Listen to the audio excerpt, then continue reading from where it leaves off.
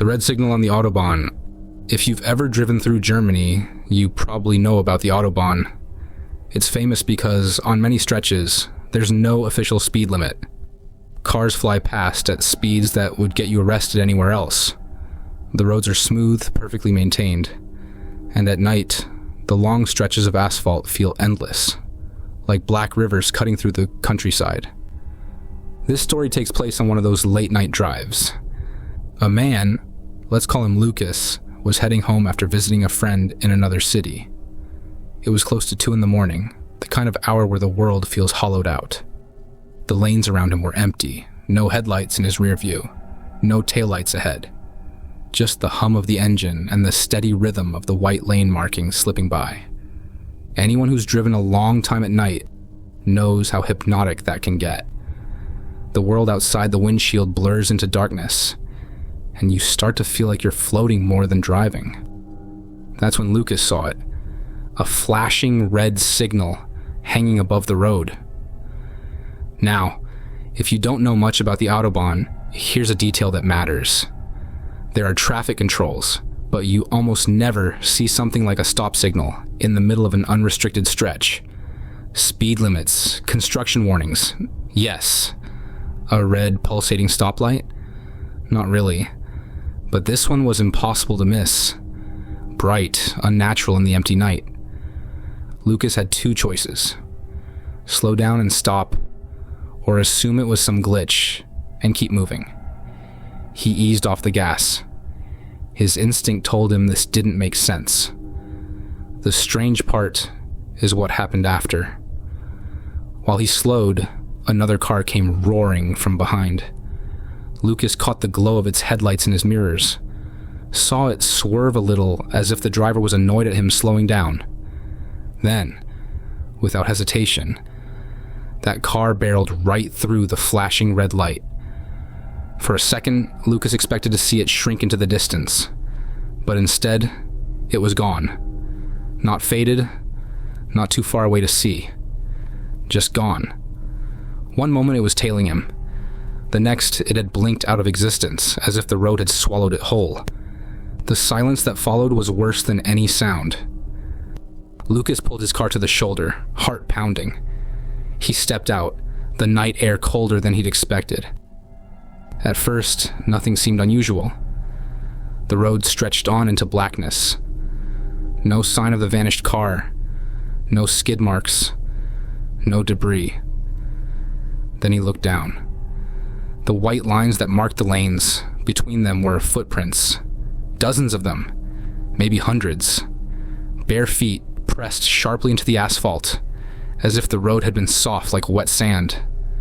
They marched in neat rows, one after another, filling every space between the stripes. The thing is, there hadn't been anyone on that highway. He hadn't seen another pedestrian in miles. Yet here were these prints, leading nowhere, stopping suddenly a few feet away, as if the people who made them had vanished too. He got back in his car, locked the doors without thinking, and sat there for what felt like an hour. At some point, the flashing red light was gone too. No trace of it. Just the endless stretch of Autobahn, blank and quiet again. Lucas finally forced himself to drive on, sticking to a crawl, eyes darting to the mirrors every few seconds. He made it home, but he never told anyone exactly where this happened.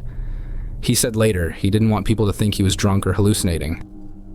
But that missing car? It was reported later that week. A driver and his vehicle vanished on that same stretch of road. Authorities chalked it up to an accident. Maybe the car had run off into the forest, maybe into a river. They never found wreckage. There are a few variations of this story floating around in Germany. Some truckers say the red light is a leftover from old road construction signs that somehow reappear. Others believe it's connected to ghost stories about soldiers who marched along those highways long before they were paved.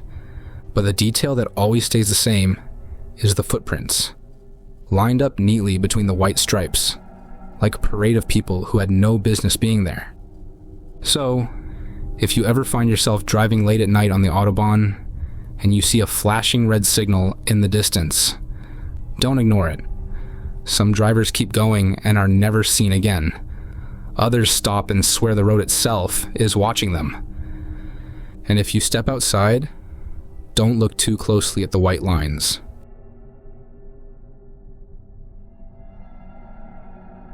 The Old Berlin Tunnel. Berlin is a city that wears its history like scars. Some of them are right on the surface, bullet holes in old buildings, pieces of the wall still standing, memorials everywhere you look. But the stranger scars are the ones hidden underground.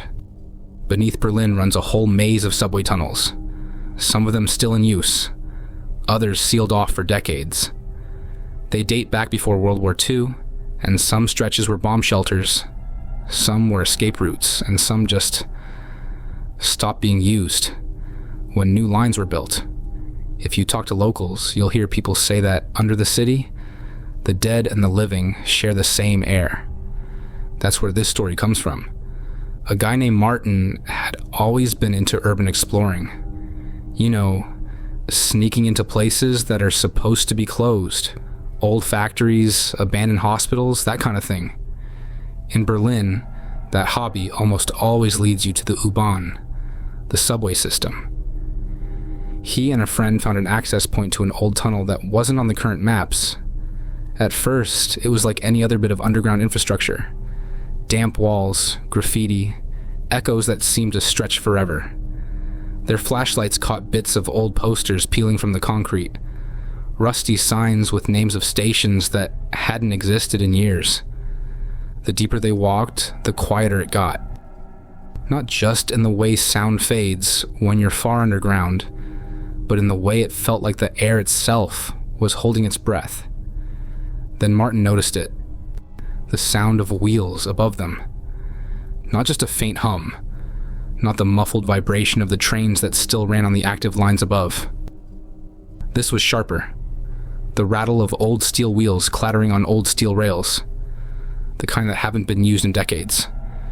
It echoed overhead, scraping through the tunnel as if a train was running right above their heads.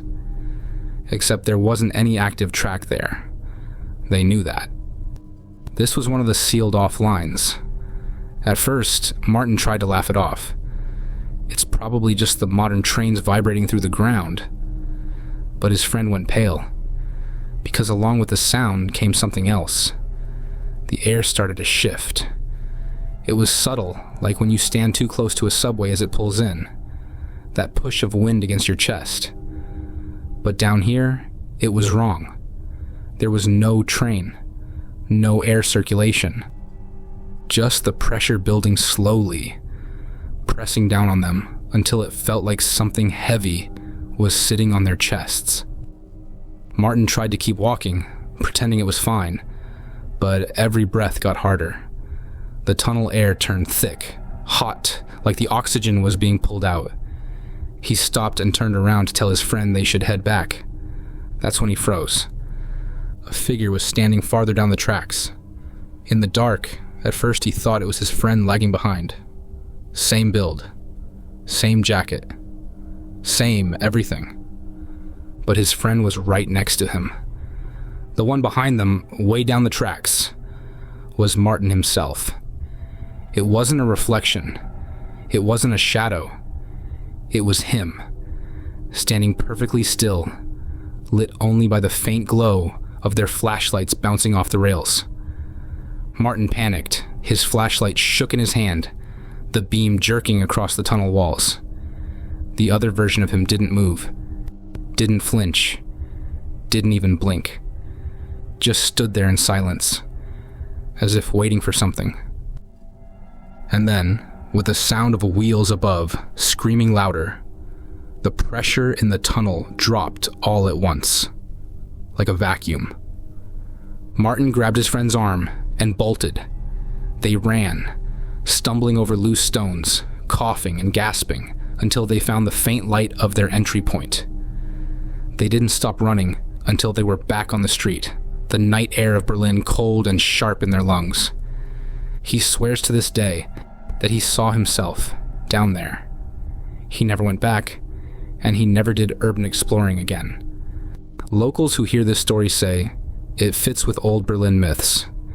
Some believe there are echoes of people who died underground during the war, Bombings, collapses, floods. They say sometimes the tunnels remember who walked them, and when the city above has moved on, the tunnels below replay those moments, forcing the living to confront themselves as if to say, you belong here too. So if you're ever in Berlin and someone offers to take you down into a closed-off U-Bahn line, think twice. The history down there isn't just written on the walls. It might be waiting for you, heavy in the air, mirrored in the dark.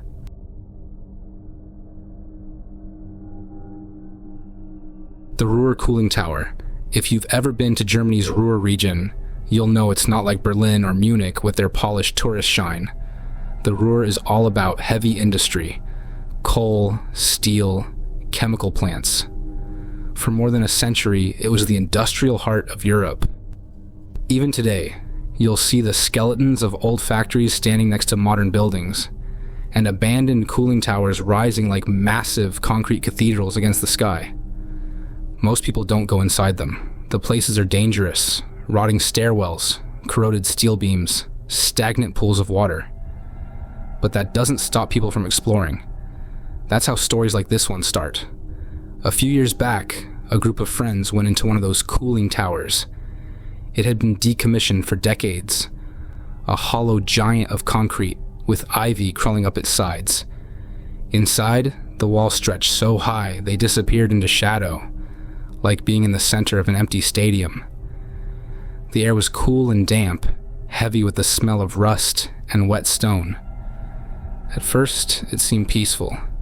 Drops of water fell from somewhere high above, splashing against the floor. A slow, steady rhythm. Plink, plink, plink. The group spread out, shining their flashlights, laughing nervously at the strange echo the place created. Every sound seemed to multiply, bouncing off the curved walls, twisting in the air until you couldn't tell where it had come from. But then something changed. The drops of water started falling faster. Not just a little faster. It was sudden, like a metronome jumping several beats ahead. Plink, plink, plink. The noise built, sharp and insistent, echoing so loudly, it felt like the walls themselves were dripping. One of them, a guy named Eric, said it was just water pressure, maybe condensation letting go all at once. But then came the next sound. A deep, metallic vibration, like someone striking steel with a hammer, started reverberating inside their skulls. It wasn't coming from the walls. It wasn't even in the air. It was in their bodies, humming through bone and tissue. Each strike seemed to land inside the head, as if their ears had been turned into drums. The sound didn't hurt at first, but it carried weight, shaking through the chest, pressing against the ribs. Soon, they couldn't breathe right. One of them dropped their flashlight, clutching their chest, gasping. Another stumbled and hit the wall, trying to cover their ears, even though it didn't make a difference. The vibration wasn't external anymore. It was coming from inside, as though the body itself had become an instrument someone else was playing. Panic broke the group. They ran toward the exit, slipping on the wet floor, tripping over each other in the rush to get out. Outside, the sound stopped. The cool night air hit them like a blessing, though most of them were still shaking, their muscles twitching as if the vibrations hadn't quite left. They laughed nervously, trying to convince themselves it was just some weird acoustic trick of the tower. But the aftermath was worse. Within days, every person who'd gone inside started coughing. At first, it seemed like nothing. Just a sore throat, maybe a flu. But when they went to doctors, X-rays showed something no one could explain. Black patches blooming inside their lungs, like soot stains spreading through their tissue. Not tar, not mold, not anything the hospitals could identify. And the strangest part? The black didn't move. It just stayed there, like a shadow burned into them. They weren't dying, but they weren't healthy either. Some said it felt like carrying coal smoke inside their chests. The story of the tower that breathes into you became a local legend. People whispered that the vibrations were the echo of machinery long shut down, still grinding somewhere deep underground, still demanding fuel. Others said the towers themselves were cursed, built on ground soaked with so much coal dust and blood that they could never really die. One rumor claims that the sound isn't an echo at all. It's the memory of thousands of men who once worked there, their lungs filling with coal until they couldn't breathe, their bodies breaking down under the weight of the industry that kept the region alive. Whatever the truth, the cooling tower still stands. People still sneak inside, chasing thrills, wanting to feel that echo for themselves. Most come out fine, just spooked by the acoustics. But a few walk out coughing. And weeks later, doctors find the same black spots, the same stains that never go away. So if you ever find yourself in the RUHR, standing in front of one of those massive concrete shells, think twice before stepping inside. The towers might look dead, but some things don't stop working just because we stop feeding them. And if you do hear the drops of water, pray they don't speed up. Because if they do, it means the tower has noticed you. And once it starts humming in your chest, it's already too late.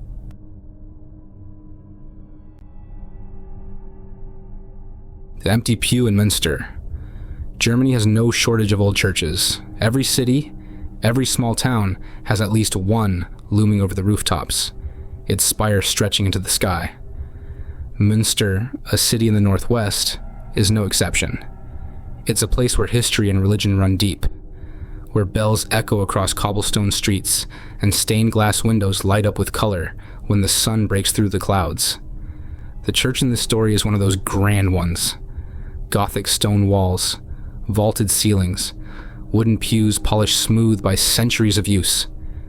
During the day, it's filled with life, tourists wandering, parishioners praying, the sound of the organ rolling through the air. But like any sacred place, once everyone leaves, it can feel strangely hollow, almost too quiet. That's where the story begins. A man, let's call him Stefan, wasn't particularly religious. He'd grown up in Münster, knew the churches by sight, but rarely went inside except for weddings or holidays. One Sunday, on a whim, he decided to attend Mass. The service was beautiful.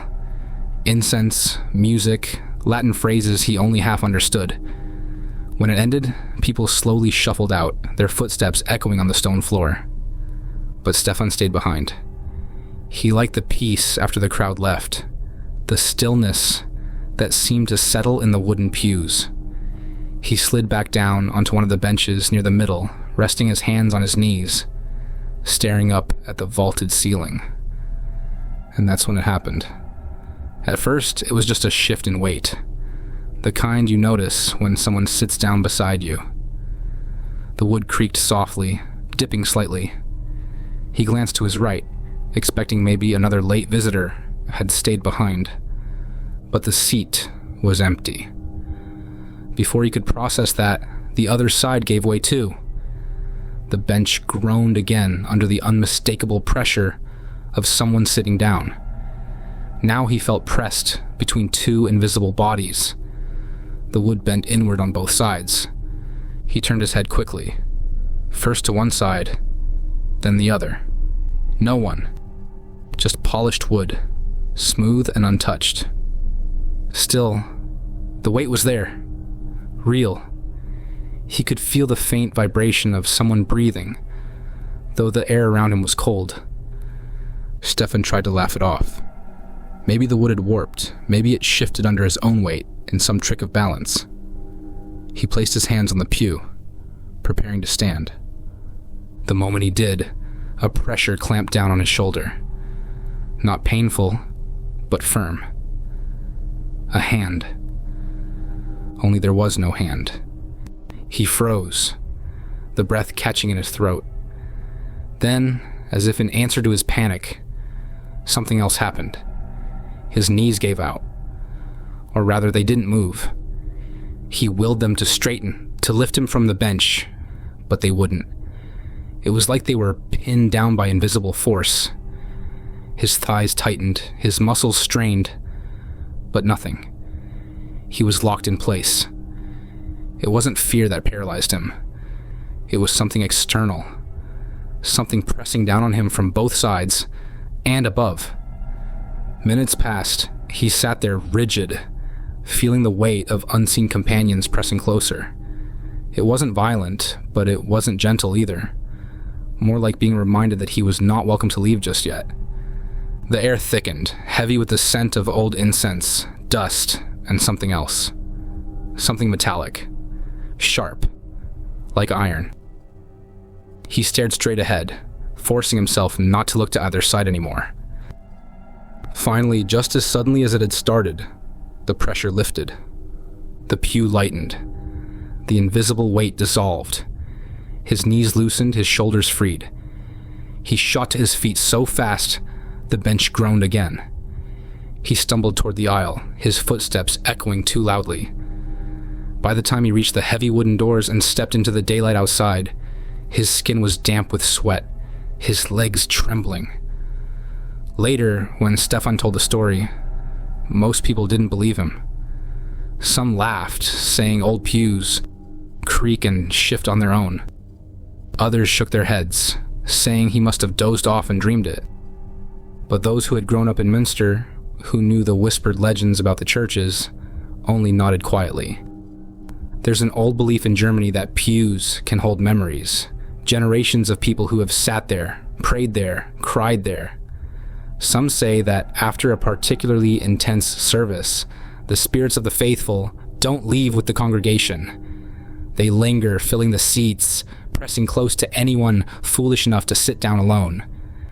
And sometimes they don't like to let you go. If you ever find yourself in Münster, wandering into one of those Gothic churches after Mass, and you sit down in a pew to enjoy the silence, pay attention. If you feel the bench bend under weight that isn't there, or a hand you cannot see resting heavy on your shoulder, don't fight it. Don't strain. Wait. Because in those moments, the church isn't empty at all.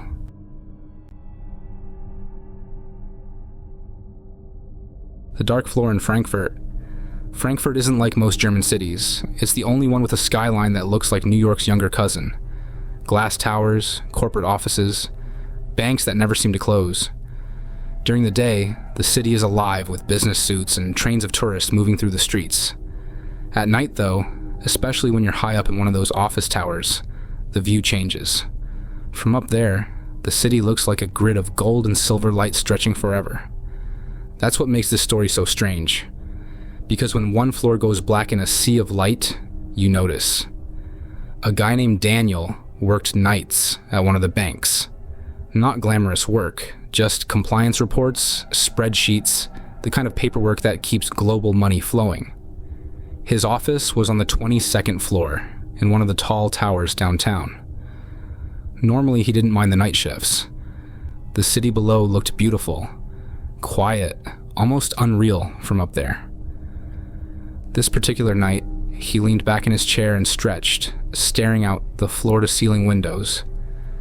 Across the skyline, lights twinkled from dozens of other towers. Reflections bounced in the glass. His desk lamp, his tired face, the rows of empty cubicles behind him. But something was off. His reflection wasn't there. Instead of seeing his floor lit up behind him, the window only showed blackness. Not a dim glow. Not the faint light of his lamp. Pure darkness. As though the entire office around him had been swallowed up. At first, he thought the window glass was tinted. Maybe faulty. But when he leaned closer, it didn't change.